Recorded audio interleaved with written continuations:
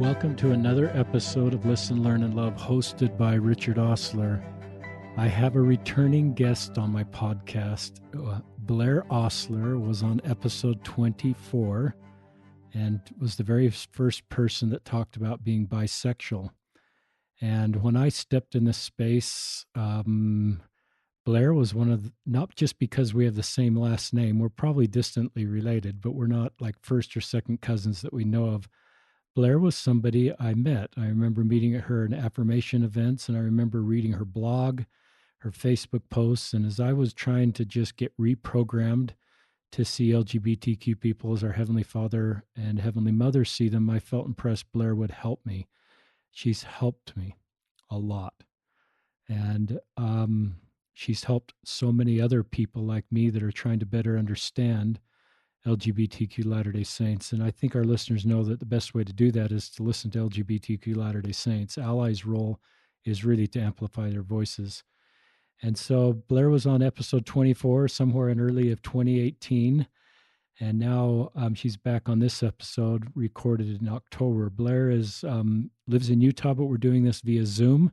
We can see each other. This is an audio-only podcast, but it's like Blaire and I are in the same room, so I'm grateful for technology that allows us to do that.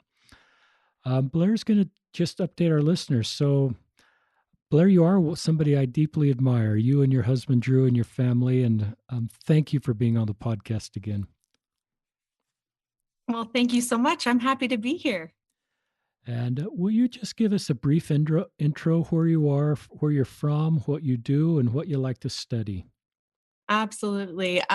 So I am originally from Washington State, but I live now in Provo, Utah, here with my little family. I'm married. I have a husband and 3 awesome children. I have a background in philosophy. That's my degree. And I also have an emphasis in queer studies. And philosophy and queer studies is actually my second degree. My first degree was in fine arts. So I like to paint in my spare time too. So if at any point during the podcast, I start talking about all these vocabulary words that your listeners won't be familiar with, please feel free to interrupt me and stop me and say, whoa, not everyone, has a degree in queer theory. So I'll take it slow. I love that you have expertise in that area. And I love the way you pursue a continued education. That's great. I may have mentioned, but I've shared with our listeners the book I wrote, Listen, Learn, and Love, Embracing LGBTQ Latter-day Saints. And Blaire, we quoted you quite a bit. I made a private Facebook group and would just ask questions to LGBTQ Latter-day Saints. And Blaire has about six quotes that are part of the book. So I'm just glad her voice is being heard in so many quarters, because Blaire's voice has certainly been helpful for me, especially when I think about bisexual. I was aware of people that were bisexual before I stepped into space, but this is really a podcast to help others. I minimized that whole experience, Blaire. I just thought, what's the big deal if you're bisexual? I know that's triggering for you because you've heard that your whole life. And I think as I listened to Blaire's first podcast and as I followed her, and as I think we'll hear in this podcast, we need to hear stories from bisexual Latter-day Saints, because minimizing anybody's experience just adds to their burden and invalidates them. And so I'm so grateful for Blaire being on this podcast. Next question is, why are there so many labels for bisexuality, and why does it matter? Yeah, this is a question that comes up a lot in the work I do. I get parents usually asking me, my daughter came out as pansexual. How is that different than bisexual? And in the whole repertoire of labels for the bisexual experience, we have bisexuality, pansexuality, multisexual, omnisexual, polysexual, and I think there's a couple more. Oh, and also queer. So there's all these different labels to kind of describe this experience of not having one set gender whom you're attracted to. And there is a lot of debate within the bi, pan, queer community about the purpose of these labels and why we have them and things like that. But Uh, for the most part, it's because bisexuals have this way of really trying to be inclusive with our labels.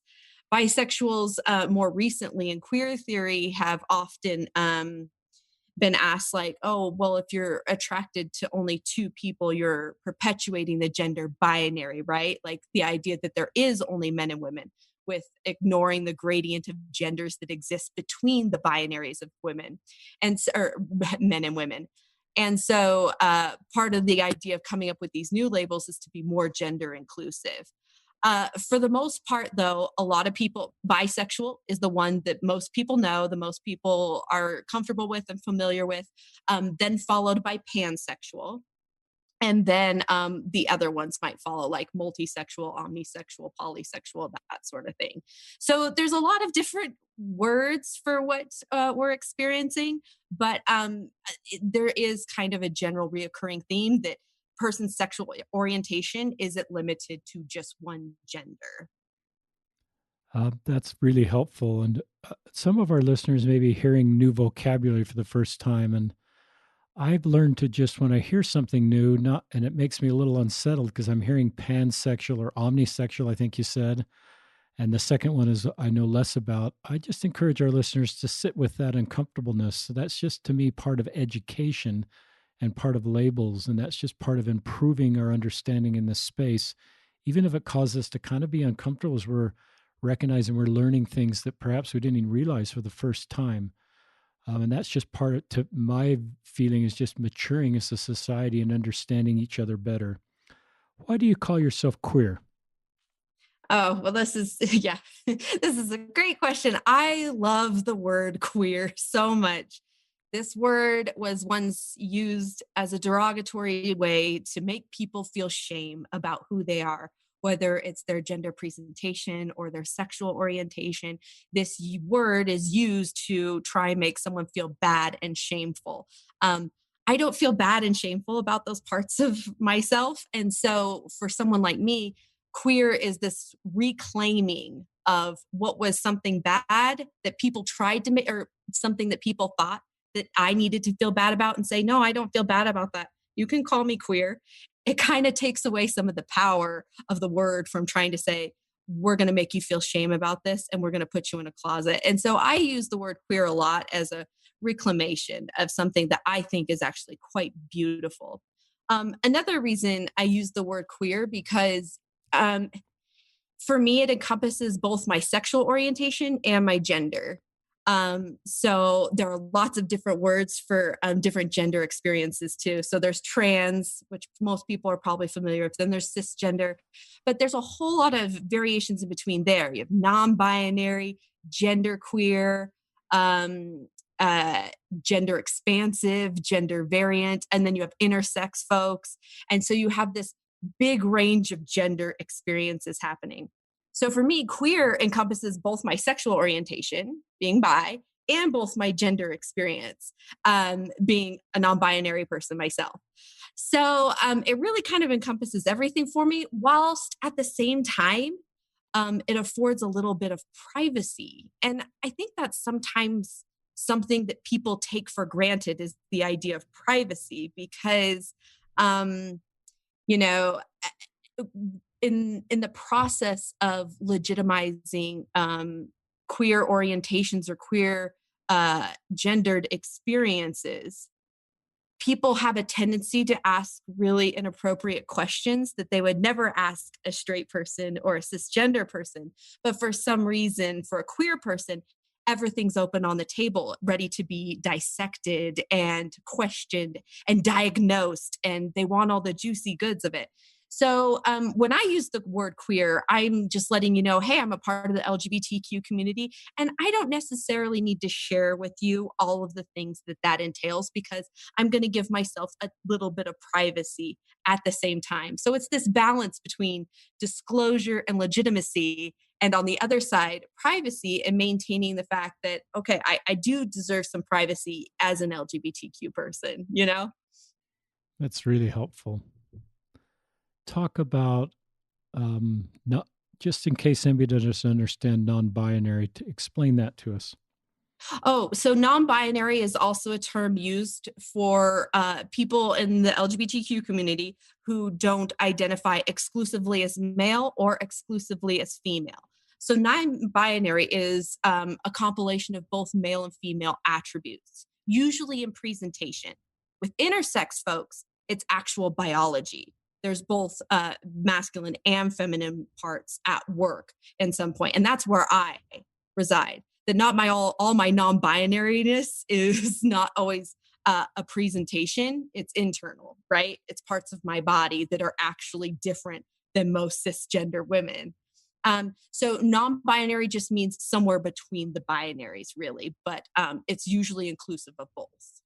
Thanks for answering that. And thanks for being, I admire your vulnerability just to be personal about that. Yeah. And Well, and it's tricky too, because sometimes, like I've experienced more shame about my gender experience than I have my sexual orientation. why? And so I am still, why? Yeah. Because I think people are coming around more on ideas of someone being gay or someone being bisexual, that this taboo against, you know, relationship norms is something that's being overcome a little bit faster than gender norms. Because let's say you have a gay man, he's not really challenging a lot of the, well, okay, I'm trying to word it carefully You're because doing without good. getting too philosophical. So if you have a gay man, he is challenging cis hetero patriarchy. So this idea that there is a right order of things, and when you challenge the order of authority, there's going to be problems. A gay man kind of challenges that order authority, but not a lot, right?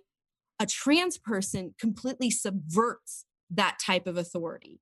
It says, oh, well, if I can move from this category man to this category of female, then the powers and authorities and things at B, and this is way bigger than the church or anything, this is just basic societal structures, that can feel very threatening to people, because they would go, I don't know how to talk to you anymore. I don't know how to treat you anymore, because how we talk and treat each other is so coded in a gendered way that when we try to talk to someone, if we can't tell what their gender is right away, it's almost like, I don't know how to talk to you. And so the intersex community definitely gets a lot of the brunt of this, because for some intersex people who have non-binary genitalia and who are intersex that way, well, the practice has been to actually cut them to make them fit a gender binary. For me, my intersex condition isn't on anything physical on the outside. Mine's internal in my reproductive anatomy and my hormones and things like that. And I didn't find out about those things until I went to reproduce, like a lot of intersex people do. So for someone who's intersex or someone who's trans, it's challenging people's way of thinking about how we interact with each other and what we're supposed to do and how we speak to one another and everything, to the point where intersex people have literally been cut to fit this idea of this gender binary. To whereas a homosexual person or a bisexual person, it's not to the same degree. There is some gender subversive behaviors happening, but it's not the same as this body is actually non-binary. What do we do with this in a binary system? Oh, we're going to cut it, you know? So I've definitely experienced more shame in that category, because women are supposed to be women and men are supposed to be men. And if your body didn't fit in one of those two categories, you did it wrong. You're God's mistake, right? You're this thing that needs to be eliminated from the equation, or either fixed and rehabilitated to fit the equation. So just for me, in my personal experience, it's definitely been a matter of you were born kind of a woman, but you weren't born the right kind of woman. And that's a scarier thought than me growing up being like, oh, I'm attracted to women. That's great explanation. You have a remarkable life story because your firsthand experience in both communities, which doesn't happen very often in this podcast, and not being cisgender and not being straight. So you're part of a couple worlds there. And you can speak authentically because you understand both of these roads in a really unique, wonderful way that's helping people better understand. There's so much education that's needed that you're helping us understand, and even use of the word queer and why that works for you. People, I'm 60, I'm old enough to be your dad, I think, Blaire, but um, you're right. People of my generation hear that word and it's completely changed. And it's probably a good lead into the next question. Why do labels matter? Yeah, so this is a big one too. So why all these labels? Why are we constantly trying to label all these experiences and things like that? And the most common pushback I get is, why aren't we all just human? Why can't we all just focus on that?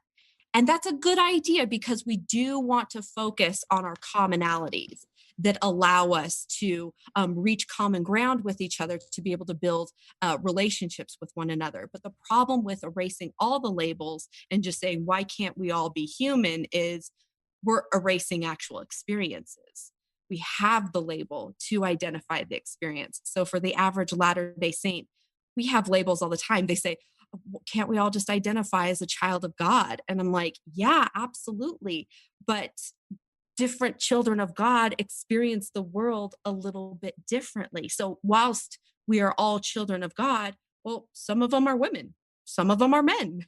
And we have these labels to identify an experience. So another label I wear lots of labels. Queer is just one of the labels I wear. I wear the label mother, and my children call me mother. So let's pretend for a second we took away the label mother, and it's just, oh, I'm just a child of God. How would that affect my experience and how I engage with my children if there wasn't a word for the word mother? What does that mean? And so for me, the word mother, it's to set me apart and say, I am this specific thing in your life. I am the thing here to take care of you and love you and nurture you and all these wonderful things. And what if I didn't have that word? It would be a lot harder to communicate that in society, to my children, to myself, about what it means to be a mother. And so there's lots of labels we wear, and I'm not about to erase my labels. I love my labels. They help me identify these very important experiences. And again, for Latter-day Saints, we do this all the time, right? That we give our children baby blessings. We set them apart, what? With a name, with a label. We set this child apart and say, this one's special. I'm going to give this one a name. And I'm going to make sure this one knows that this name means something and that you are cared for.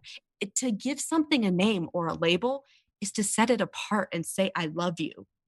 It's to identify, right? And think about, in the temple, we get a new name.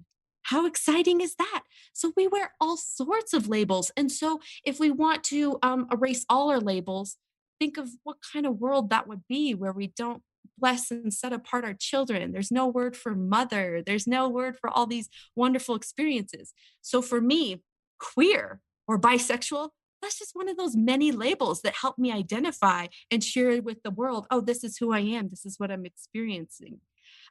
So for me, labels aren't the bad guy here. Even if we get rid of all the labels, that's still not going to get rid of the problem. So to say, oh, why does there always have to be a label on it?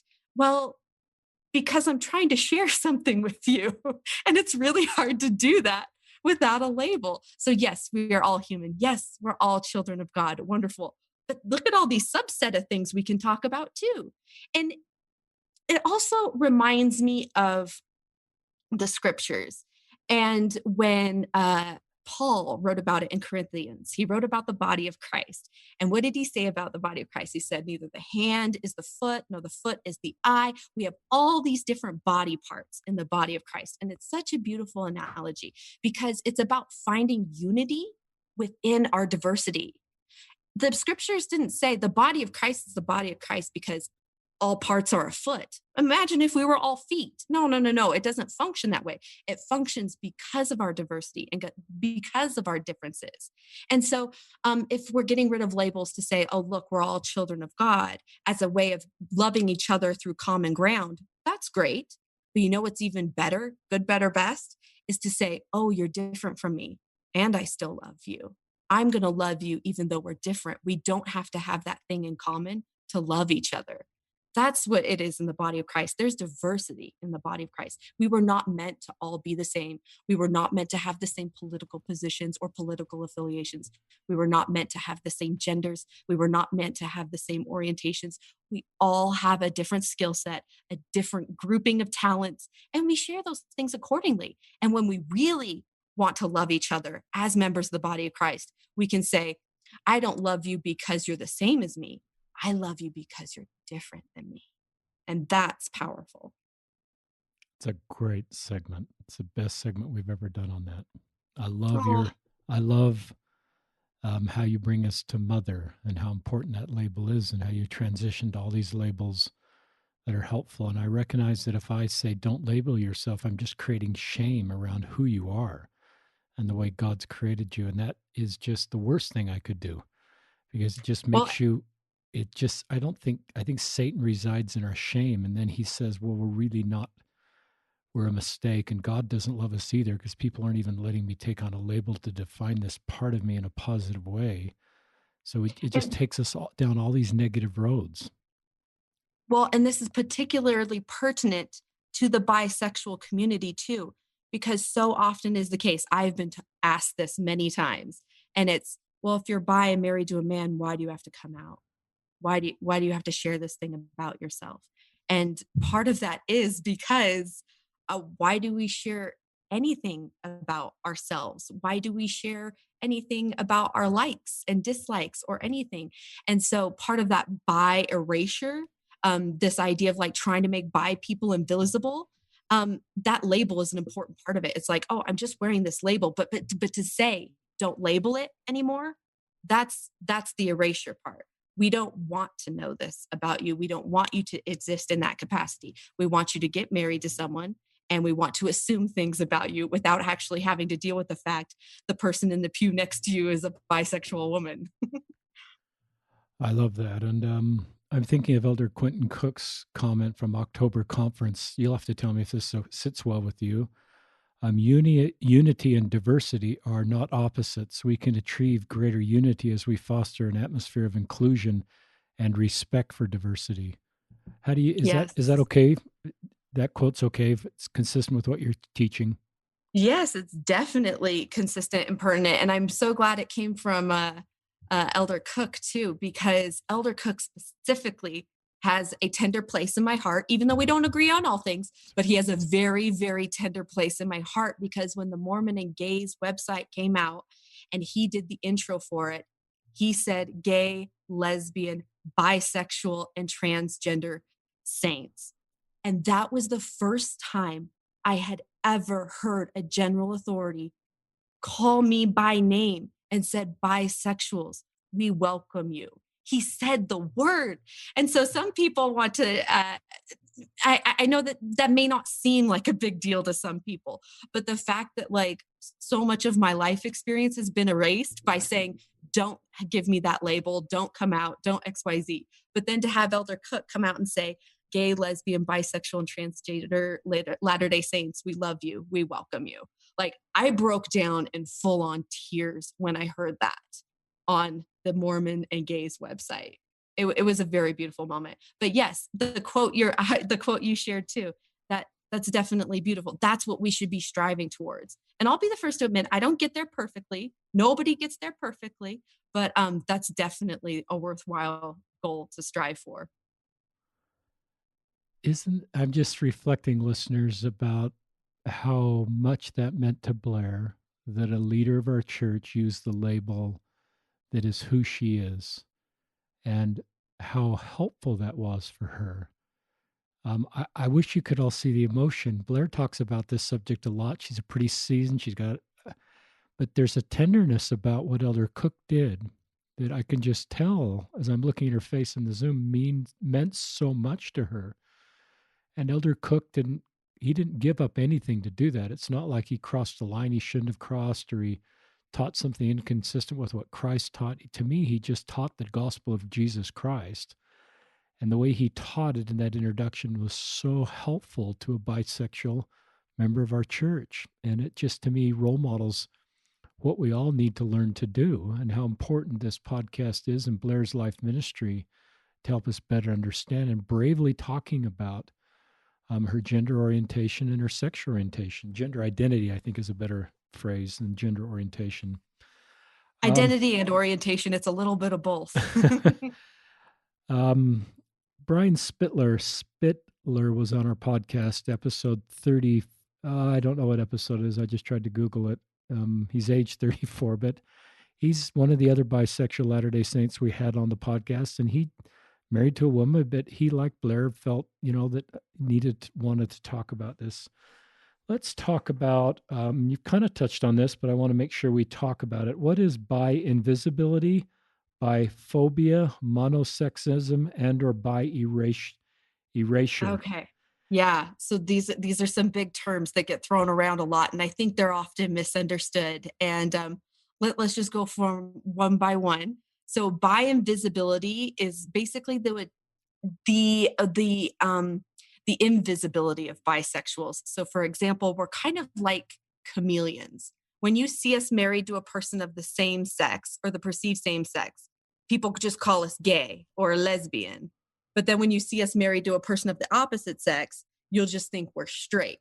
And so bi-invisibility is the idea that you can't really see us because you just assumed our orientation based upon the gender of our partner. So you never really see bisexuals because from your perception, oh, that person's just gay. Well, no, they're actually bisexual. They're just married to a person of the same gender. Oh, that person's straight. Well, no, they're actually bisexual. They're just married to a person of the opposite gender. So bi-invisibility is the idea that you just don't really see bisexuals because we're versatile.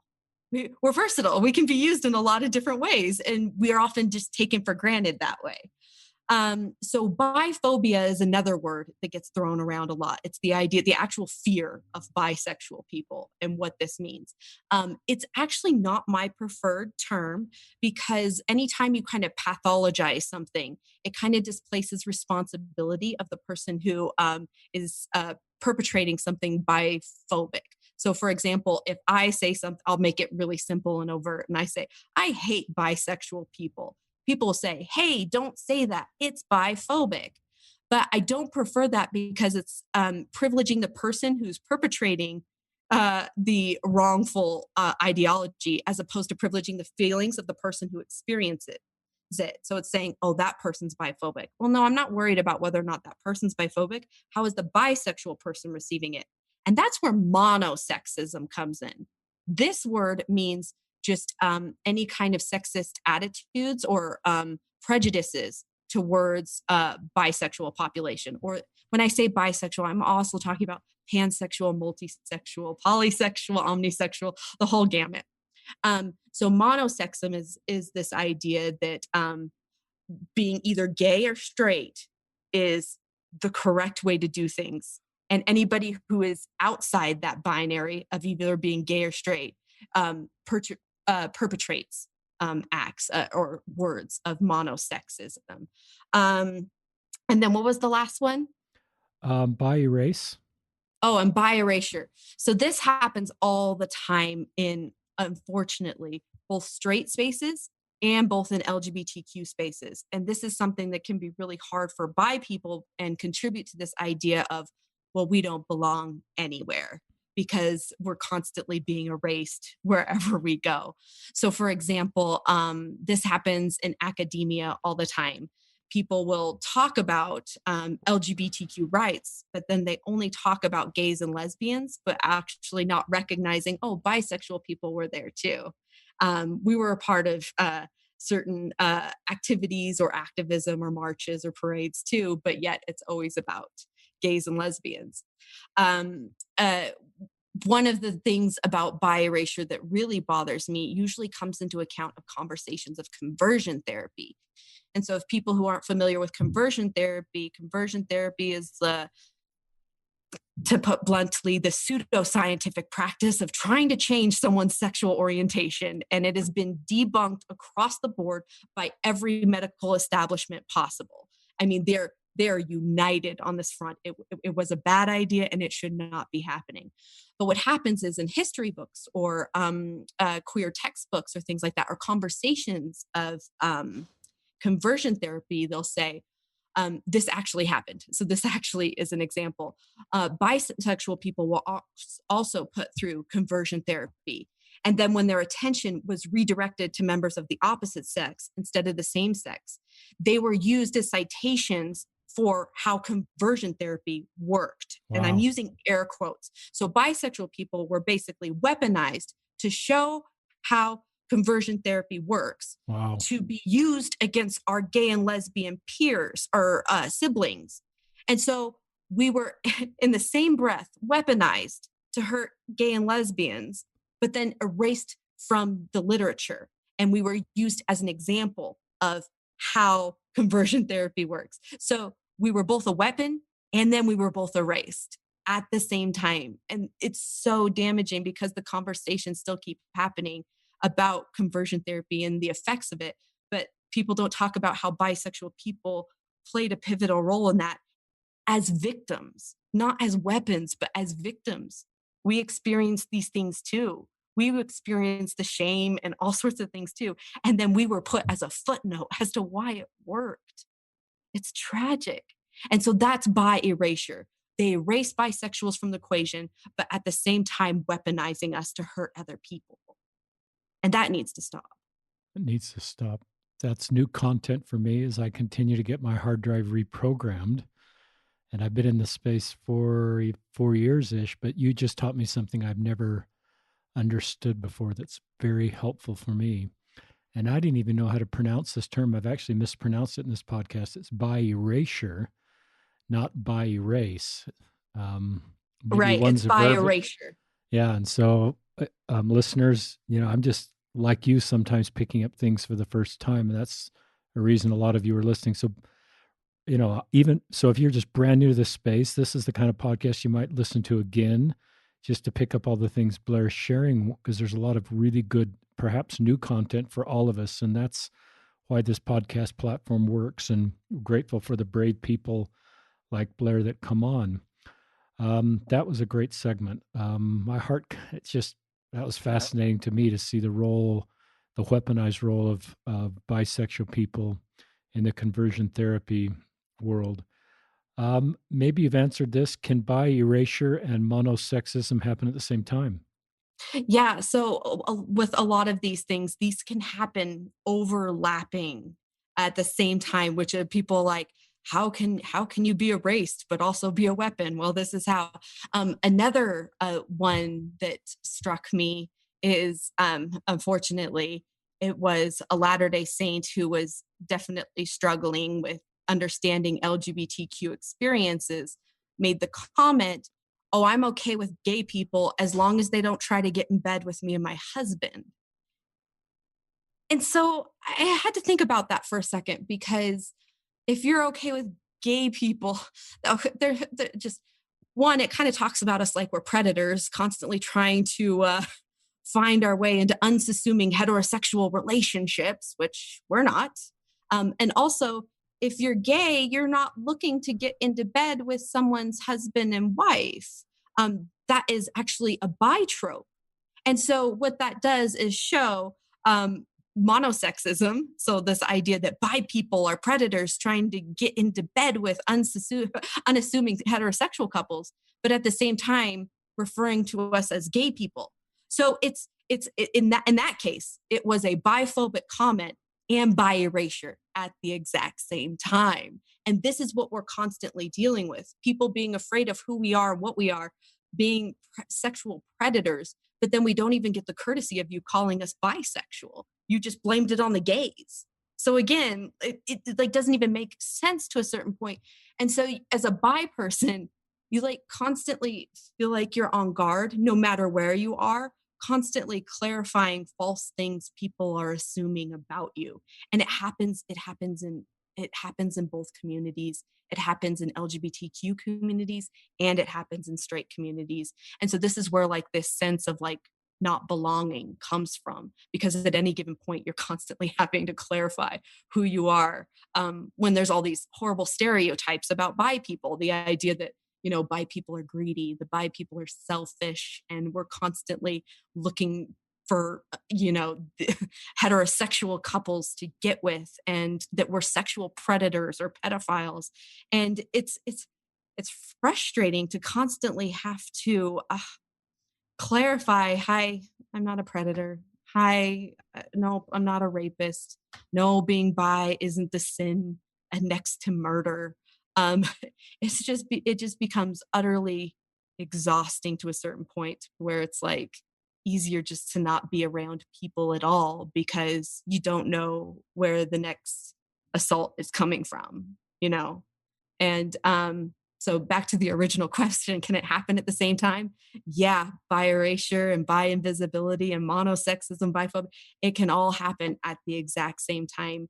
And one of the things I've noticed is, especially in talking with bisexual youth, is the youth sometimes haven't developed the vocabulary to identify all these things that are going on.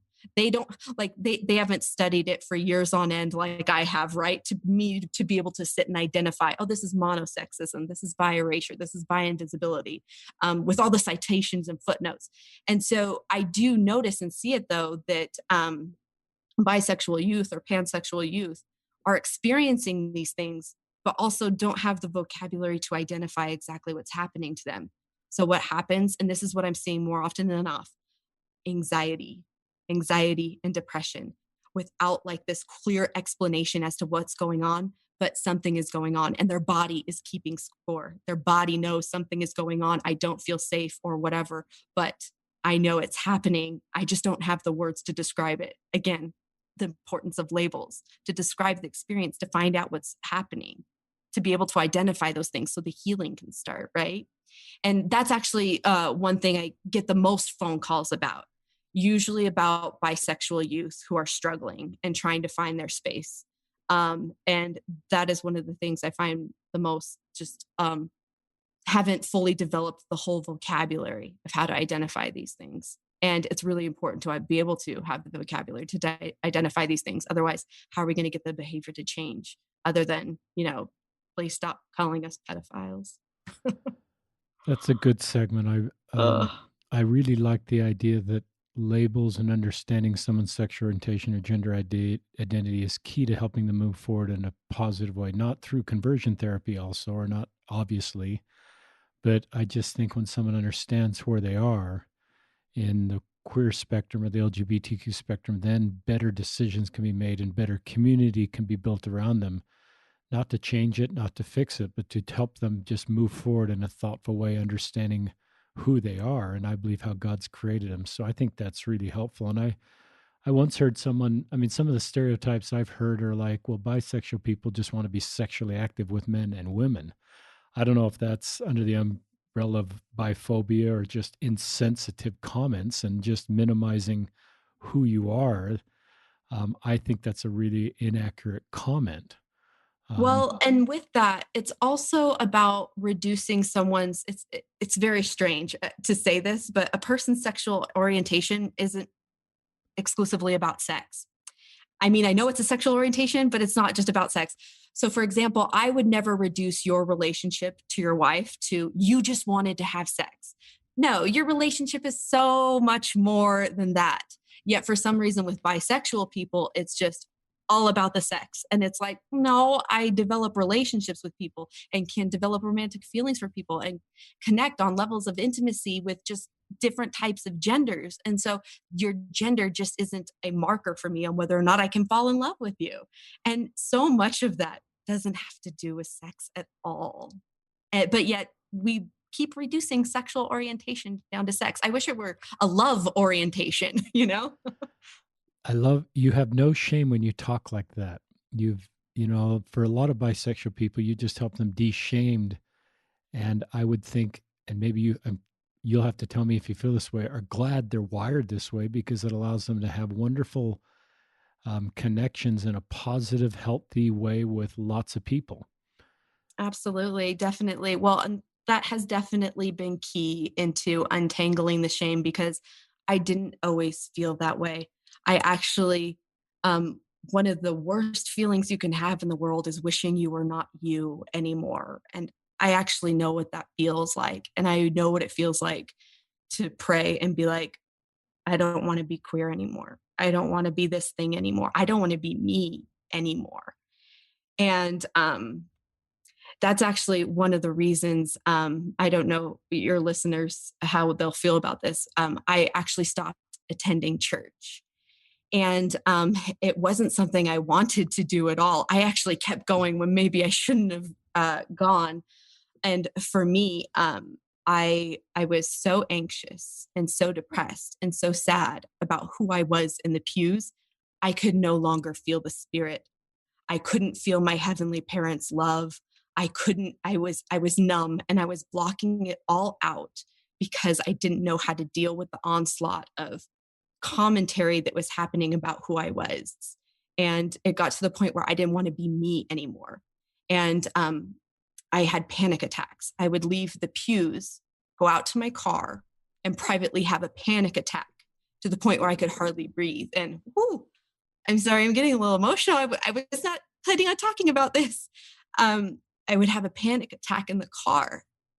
And I remember after one specific panic attack in the car, I said to my heavenly parents, I don't know what to do. I don't know how to go back in those doors.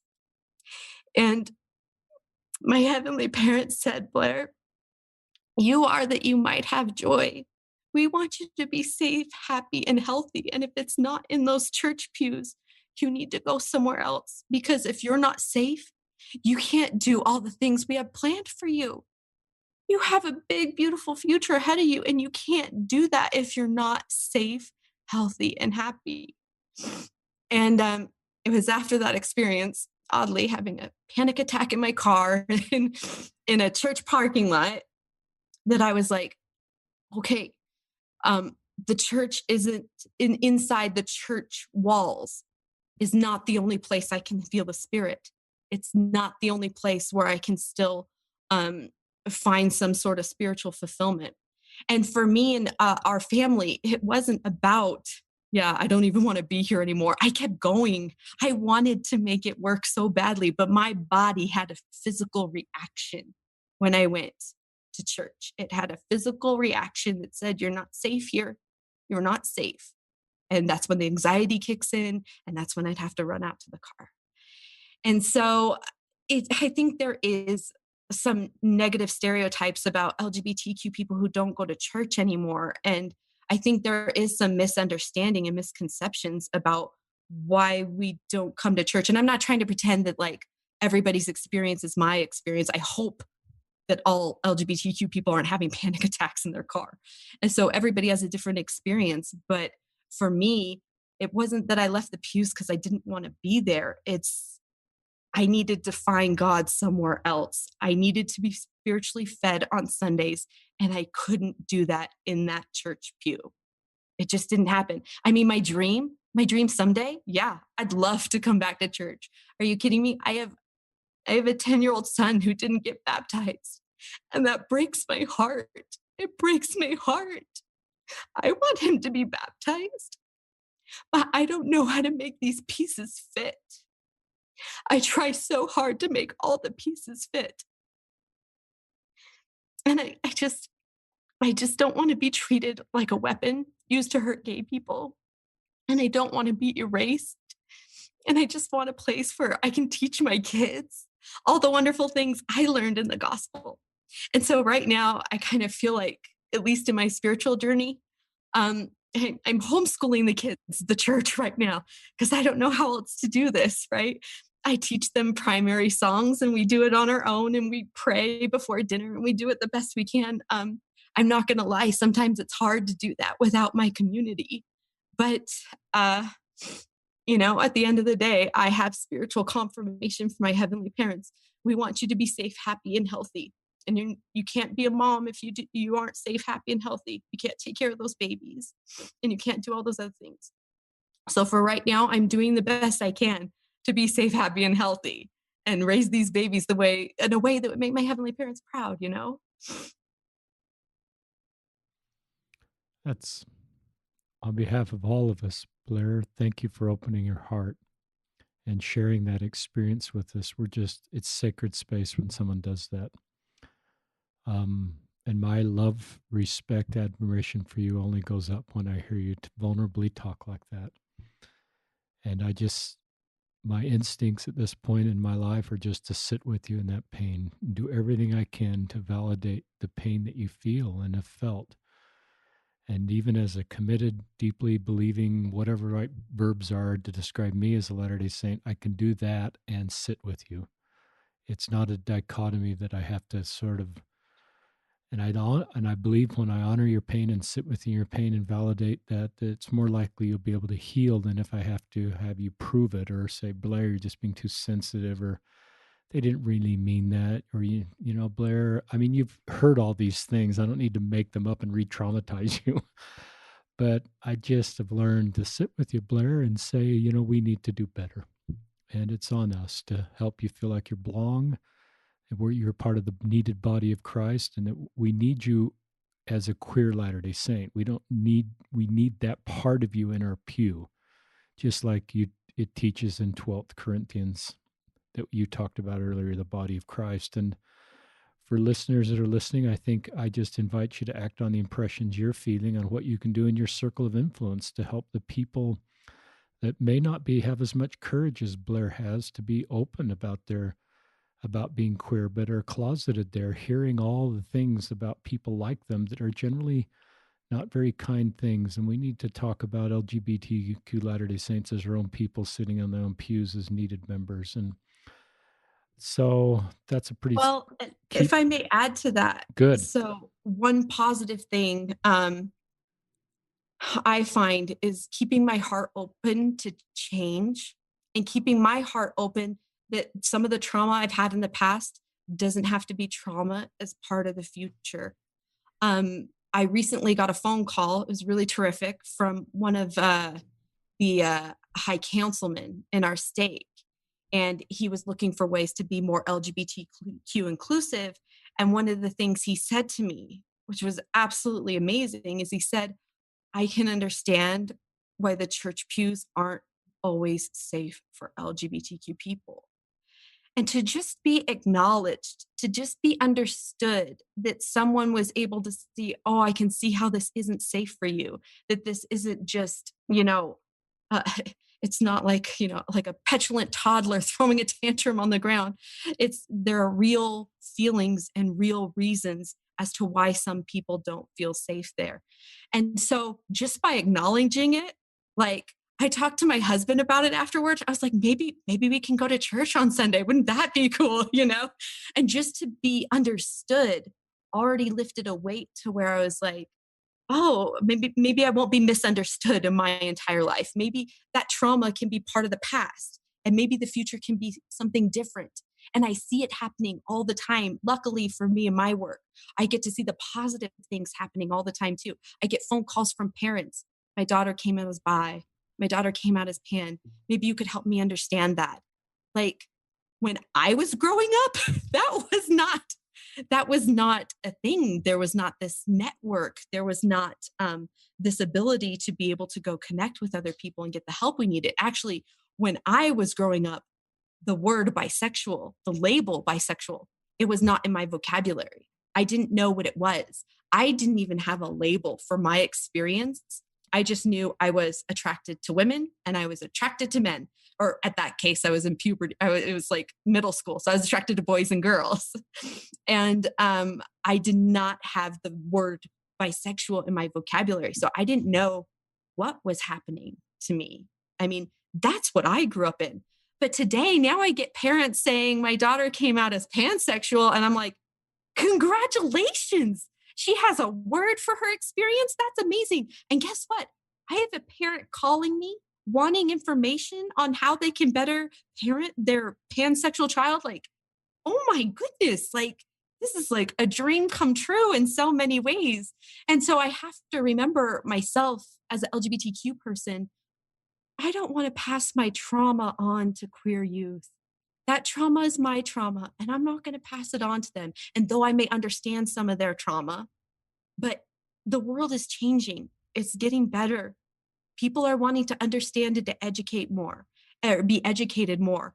And with that brings so much hope for me, so much hope. I can only imagine how my bisexual elders feel about how this is all changing so much in so many ways, just so much more love and compassion involved in the conversation. And the whole thing just brings me hope that I want to leave my trauma in the past, you know, and I want to move forward in a very hopeful direction. And I think we have the potential to do that. I mean, if you're listening to this podcast right now, you're already doing it. You're already doing it. You're taking the first step of actually hearing from actual LGBTQ people.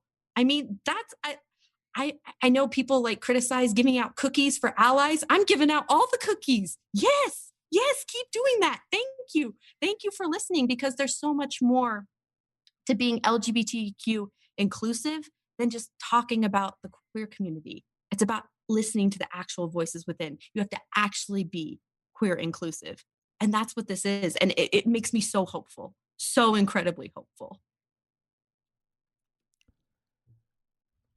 Blaire, your voice is really needed. I'm just feeling, I wish people could see Blaire's face right now, that I can see. This is a face of a woman with a lot of hope, a lot of light. You can just feel her goodness. I admire somebody. She said some things. I don't want to pass my trauma on to other people. What a self awareness that I think we all have trauma to some extent. We're all a little wounded, but I love that your intellectual understanding and your clinical skills, and I think your relationship with your heavenly parents has allowed you to be in a space where you have so much hope. You feel healing. You realize the source of your trauma, and you're helping people in a positive way, and even willing to. I hope everybody heard the emotion in Blaire's voice where she said she'd love to baptize her 10-year-old child. Now, is that the statement of someone that doesn't believe in our church and doesn't actually want it to work? And as I've met with people that are no longer attending the church, the single binary narrative that they don't want the church, they don't want to be here, they don't believe in the church is not true. Because I hope you can feel how much Blaire loves the church, believes in the church, is teaching it to her children at home, would love to baptize her 10-year-old son or have your husband baptize him. Hey, I'd love to do it too. I'm yeah. open to that someday. So that's, yeah. And I didn't want to sort of pigeonhole you one way or another on that. So that's just fine. But I just recognize that there's a lot of people that have felt pain from what I call the institutional side of our church, the human side of our church, the part that, in my opinion, doesn't match the gospel of Jesus Christ, doesn't match what Paul taught in Corinthians. And that's why we're both glad you're here in this podcast to be able to say, what can I do better in my circle? And that starts with education. And there's a lot of needed education in its vocabulary and the things that Blaire is teaching us. But there's some ministering principles here of by sitting with people in their pain and hearing their stories. And think of that high councilman, how that maybe took some courage to call Blaire. And it would have taken courage for me, before I stepped in this space and wondered if I put my foot in my mouth for something I'd say. But how you can just tell how much that meant to Blaire, that someone would ask, instead of asking an ally, it's always better to ask an LGBTQ person. That high counselor could have called me or an ally in the stake. But how much better is it that he called Blaire? And how much it meant for Blaire, and how much better the education he got from listening to Blaire, and how safe Blaire felt. I think if he were speaking in church, I think you'd feel pretty safe going to that talk, because you just know you wouldn't hear anything that would be triggering, and you might really enjoy that whole Sunday experience. I'm speaking for you right now, which maybe isn't the right thing to do, but that's the dream, Richard. That's the dream, to go to church and to not feel trauma. Like, that's the dream. Like, that is what I want. I would love these things for my family. And I am hopeful that they might happen someday, but I'm also like not going to hold my breath either. I'm going to keep living my life. And one of the other beautiful things too, like for every time I get a phone call, I mean, I get phone calls from bishops, I get phone calls from state presidents, just because they read my work and things like that. And the thing that is always most helpful for me is just their willingness to listen without trying to fix, you know, just to understand.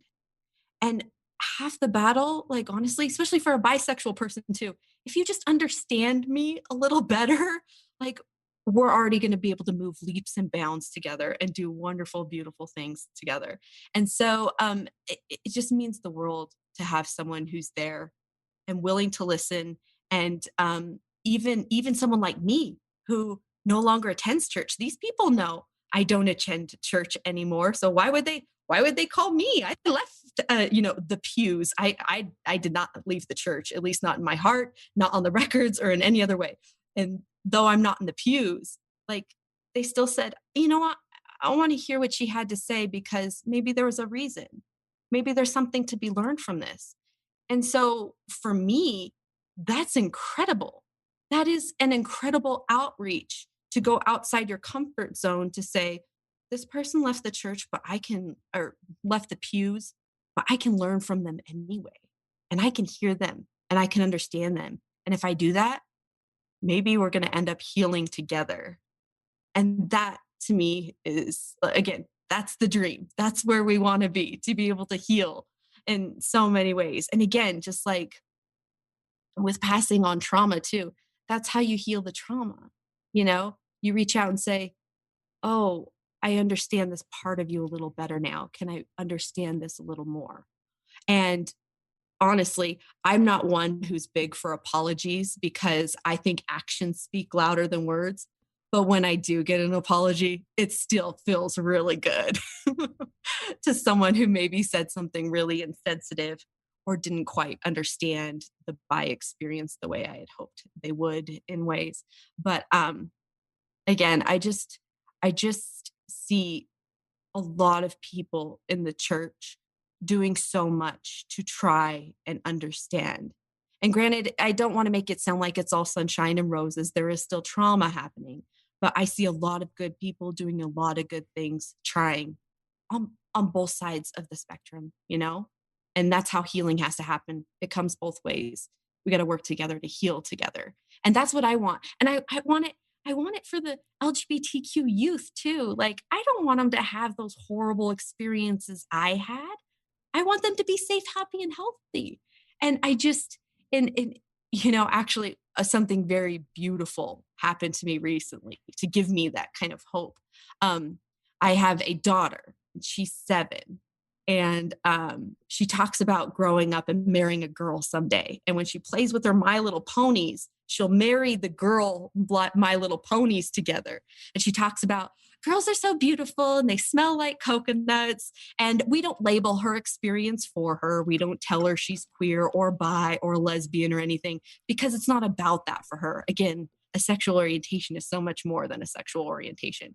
It's just in her imagination. She's making plans for her future. And in her future, she's going to have a wife and babies. And as I was listening to my daughter play out these scenarios, and as I was listening to her, marry her My Little Ponies, my heart exploded with love.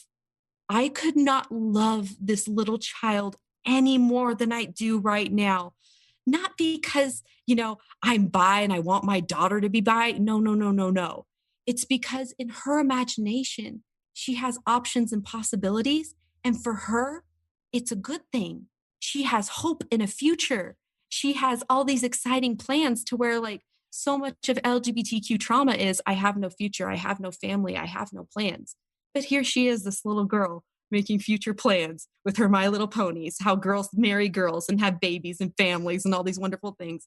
And as I'm watching her and listening to her do this, my heart is just so full of love because she's hopeful about her future. She's hopeful. And as she was doing that, I go, oh my goodness, I could not love this little girl anymore. And the Spirit spoke to me. And the Spirit spoke to me and said, Blaire, that's how much your heavenly parents love you. And I was not expecting that. I was not expecting that. In a lot of ways, I'm not always on speaking terms with my heavenly parents because I get really frustrated. And sometimes they speak to me in ways I am not expecting at all. And that was one of those very unexpected ways, me looking at my daughter and loving my daughter for her hope in the future. And my heavenly parents took the time and consideration to say, Blaire, that's how much we love you. And for the first time in a long time, I felt my heavenly parents' love. And I thought, maybe they really could love me as much as they love their straight cisgender children. Maybe they love their queer children just as much. And I couldn't feel that for myself until I saw it in some little beautiful child I loved. I couldn't see it. I couldn't see my heavenly parents' love for me until I was able to open up that love for myself. And it was when I could love her. It was when I could love myself. And that this love is this exponential thing that we have to grow and share. That's how our heavenly parents speak to us. It's through love. It's through loving one another. If we're not loving one another, we're not opening ourselves up to all our heavenly parents have to offer. I mean, imagine all the things I'm blocking out right now because I'm not open to what my heavenly parents have to say to me. And so it's about keeping that open heart, that open mind, moving past my trauma, letting our children have better futures than what we had through reconciliation, through understanding, through bishops who call that person who stopped going to church. It's through all these things. This is how our heavenly parents are showing us our love for us. It's through each other. It's when we love each other. So, Blaire and I kind of put together some questions, and I love the way that I love the way you're just following the Spirit and sharing wonderful personal stories. And when I think of hope, that is my favorite word in the gospel. And so much of that last segment was hope for you and the hope for your daughter to have hope for her future. Every parent would want to create scenarios that give hope to their children and their future. That to me is a gift that us parents should give to our children. And that's part of the gospel of Jesus Christ, and understanding of the gospel of Jesus Christ, and not feeling shame for how we're created. And I love where you say where you learned that heavenly parents love their queer children just as well as their cisgender straight children. I'm also thinking of the parable of the lost sheep, and I don't want to infer that you are the lost sheep because you're not in the pews. So that's one part of the parable I don't like. But I do look at the good shepherd, and your high councilman's the good shepherd in this example, because he didn't ask the other sheep why you left. He decided he knew you well enough, or acted on impressions well enough to go. The good shepherd knew where the sheep is and why that sheep left, and he didn't just and he knew in the parable he knew where to find her or him. I don't know what gender the sheep was. And so to me, that's a key principle of ministering that takes a little courage. And the high counselor did it, and you talked about that bishop, that instead of going to council meeting and having ward council with all the sheep saying, why doesn't Blaire isn't attending? It's to go talk to Blaire and have enough confidence in our restored church and in you, and that we're the same human family, to just sit and listen to the stories of people that don't attend. And it's easy to drop food off on their doorstep and leave, and it's easy to send them a nice text, and it's easy to kind of keep everything, not addressing the elephant in the room. But the elephant in the room is Blaire is not attending church, and people know that. So I think the best way to minister to Blaire is to just ask her why she doesn't attend church, and be willing just to listen to that, because in my experience, that's the very best thing we can do. And don't go visit Blaire. There's a quote in my book that a person tweeted out: we as Latter-day Saints need to love people because they deserve to be loved, not because our love will bring them back to the church. So I think I think that's what the Good Shepherd did, is it's this non-agenda love that Christ taught, is we should just sit with people where they are, not with an agenda to sort of bring them somewhere we think they need to be, but just trust them enough that our love will help them make better decisions about the right path for them, and trust them as they're moving forward in their life. So that's just some ministering one-on-one stuff that going along with Blaire. Are you okay with all that, or anything you want to come back to and say doesn't quite sit right No, with me? that was very beautiful. It was very helpful. No, I think it's terrific. I would also point out that nowhere in the productive conversations I've had with people reached out to me, they never say you need to come back to church, or they'll never even say they don't try to pressure me to coming back. Instead, what I've noticed has been most helpful for me is just through the act of the conversation and understanding, I find myself wanting to connect with those people, connect with back with my Latter-day Saints back in the pews, because I'm actually just feeling understood. So the invitation wasn't even necessarily that had to be like, hey, Blaire, why don't you come back to church? It was through the act of listening and understanding. I, I wanted I wanted to. Like I wanted to continue to interact because it was a positive experience. So it wasn't like, oh, Blaire, let's get Blaire to come back to church. It was, no, let's understand Blaire. And maybe once we understand Blaire, we can figure out ways how we can be better to other people that maybe in ways we weren't nice to Blaire. That's great. Um, I, one more story, and then I want to send it back to you. And we've got maybe a few more questions here, but maybe you could just pick one or two on our list as we're coming to the end. But in the book, I talk about an elders quorum president that visited somebody in his ward that hadn't attended for 25 years or so. And he just went out to lunch with them and said, tell me the story of why you don't come to church. And with tears in his eyes, that guy that had not been attending for 25 years, served a mission, was active for a lot of his life, just said, no one's ever asked me that question. I've lived in this ward for 25 years and I felt people interested in me, but no one's ever asked me that question. And how helpful it was for him that someone just was willing to hear their story. And I just think that's living a higher, holier way that our church leaders are inviting us. When we talk about ministering, it's a higher, holier way. It's not a checklist that we just once a month go visit, have a checklist. It's really getting to know people's stories.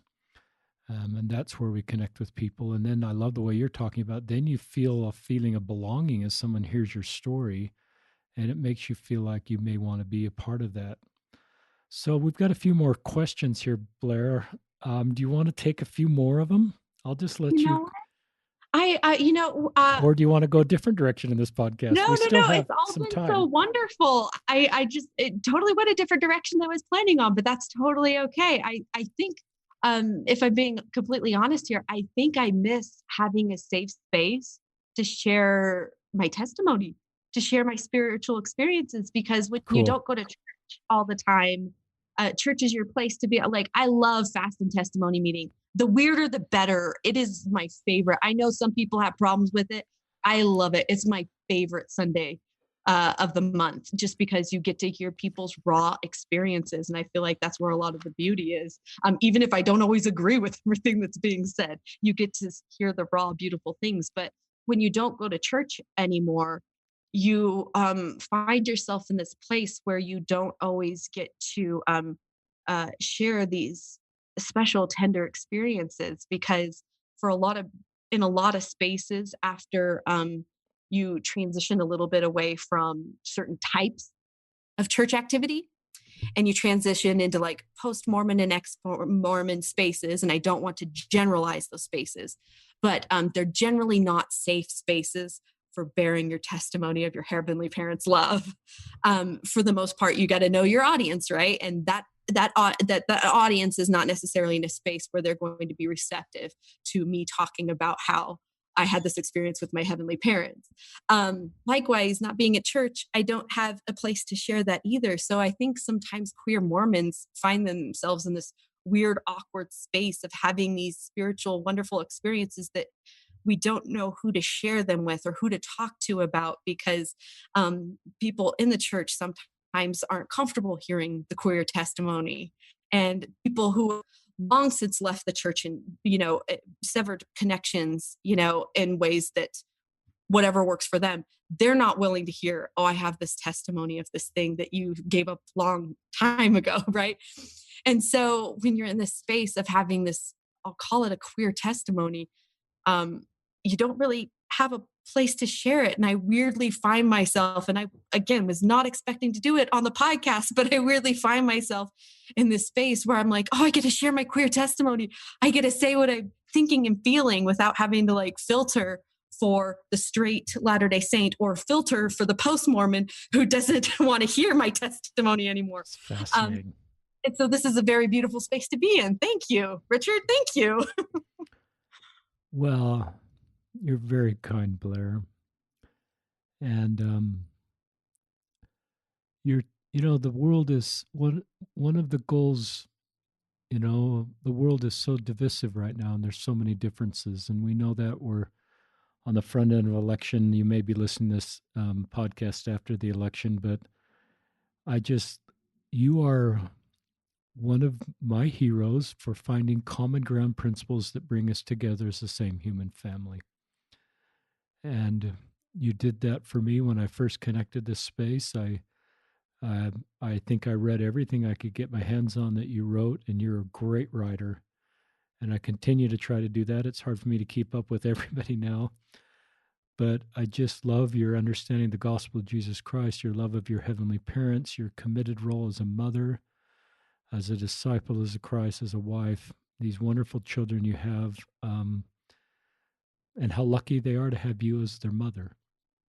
And whether they're straight or queer, you are the right mother for these kids, and you will continue to help them feel heavenly parents' love and the gospel of Jesus Christ, and give them hope for their future, which is what I think our heavenly parents want us to do as parents for our own kids. And you've had to do a lot of work. I mean, if you probably did another podcast of all the painful experiences we'd have, we'd probably go, oh my gosh, Blaire. But it's remarkable where you are, that you still, sometimes relationships get toxic and we just have to completely separate ourselves. And some people's relationship with the church has become toxic, and you're honest with how triggering it is for you, and how, from an emotional health standpoint, you recognize you couldn't do that. But I admire that you're willing to keep that door open. You've kept it wide open, and it's still intact with your heavenly parents, but even the institution of the church, and one day attending, one day you'd like to.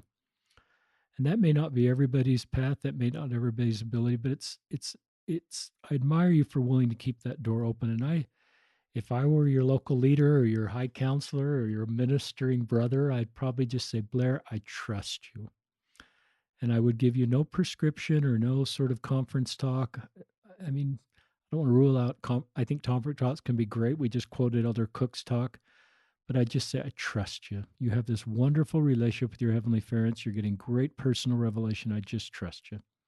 And I'd probably say, help us know how we can do better, because we want to keep more people feeling safe in our church. Thank you. So give us just any final thoughts, Blaire Ostler. Yeah, just for anybody listening who is wondering how they can be more inclusive of bi people in the pews,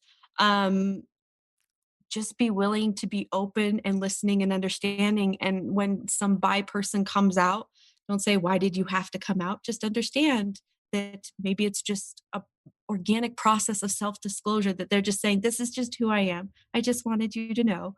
And just essentially just being open to listen to experiences outside your comfort zone, which can be tricky, but that's where it all starts. Will you talk, just another question came in my mind. Will you talk to parents, LDS parents that have queer children and want to find a good therapist? You probably get a lot of questions for that. I get a lot of questions, and I just know there's a need for really good, a lot of parents recognize their child needs a good therapist as it's really getting complicated. They may even be worried their child's suicidal. Talk to LDS parents that are trying to navigate the emotional health aspect of this. Absolutely. So if I were talking to a parent right now, I would definitely tell that parent that, again, the most important thing you can do is to listen to your child and help them feel a sense of belonging. You love them no matter what, and make sure that that sense of belonging and that they are loved and cared for is still intact, even through the confusing parts, or not misunderstanding one another, or even maybe your youth doesn't have the vocabulary yet to identify fully what these anxious triggers are. But like if your child does say to you, I don't feel good at church, but I don't know why. Well, there's probably good reasons for why they feel that way, even if they don't have the vocabulary to pinpoint and identify what's happening yet. With that, sometimes therapy is needed and necessary, which is great. I've been to multiple therapists myself. I've went through all sorts of processes to help overcome depression, anxiety, suicide ideation, all sorts of things. And for me, the most beneficial place I've been to is Flourish Counseling Services. And they are great with navigating where various people are with the church and your faith. There's not a lot of judgment, whether you consider yourself true blue all the way through believer, or you're somewhere in the middle, or you just feel like you're done with the church. There's no judgment on the church spectrum. Also, the counselors and therapists there are very educated in LGBTQ issues, which is so important. I think sometimes people don't understand how necessary it is to have a therapist who is specialized in LGBTQ issues. And it's very, very important, because I've actually been to therapists that are not specialized. And it was a very traumatizing experience, because not all therapists know how to deal specifically with LGBTQ issues. And that's very, very, very important. So I highly recommend Flourish. And if you're someone with extra money on your hands, please go donate to them, because they're literally helping queer people have the tools they need to. Sometimes I want to say they save lives, but it's not that they save lives. They give us the tools to save ourselves and to help us learn better ways and better strategies of coping and navigating with a world that wasn't built for us in a lot of ways. But Flourish Counseling Services, I can't say enough good things about it. Definitely make a donation, make an appointment, and any parents, PM me, message me on Facebook, Instagram, or you can find me on my website, blaireostler.com. And if your youth is struggling, I can always help get you connected to. I've been in the community a very long time. I've been active in a lot of the different LGBT Mormon communities. So if you need me to get you connected to a certain group or anything like that, I am happy to share my network and resources to get people connected with where they need to be. Because let the healing begin, people. Let's let the healing begin. Will you spell out the name of your first, just let our listeners know how to spell your website. That's so they know your first name, the spelling of that, so they can find you. Sure. It's Blaire Ostler, Blaire, Ostler, Ostler. And it's just blaireostler.com. And you can find a bunch of stuff that I've written and lots of podcasts and links and things like that. My book is coming out soon. Tell our listeners about your book. So it's Queer Mormon Theology. It's being published through By Common Consent Press, and it's still in the final editing stages, and we're really hoping to get that out soon. But I'm really excited about this book, because this book centers queerness and the queer experience, and how Mormonism and queerisms work wonderfully together, and that we really have all sorts of potential opportunities to reconcile these seemingly oppositional differences, but really reconcile them and realize there's room for queer children in God's good gospel. I love that you're writing a book, and I love and thank you, our friends at By Common Consent Press. Is that right? Have I said that right? Yes. Yes. For publishing your needed book, and I encourage all of our listeners, please go to blaireostler.com. If you need to reach out to Blaire, if you'd like to read her book, I'm sure there'll be a link there once it's available. Flourish Therapy, I agree with Blaire. Flourish Therapy is just the word flourishtherapy.org in Provo. Great organization to help LGBTQ youth and adults, I assume. And absolutely. I still go there. I still go. That's great. And it's been terrific. Even through quarantine, I Zoom therapy just to keep me safe, happy, and healthy like my heavenly parents want me to be. I think that's great. We need Jesus and we need therapists. So Blaire Ostler, I'm so glad we did this podcast. And if we do, we don't need to wait 300 episodes before our next podcast. I don't know if we'll do 300 more, but we need to hear your voice more frequently on this podcast and throughout the LDS community. because you're just a voice that helps us better understand. So thank you, and thank our listeners. This is Richard Ostler signing off with Blaire Ostler from another episode of Listen, Learn, and Love.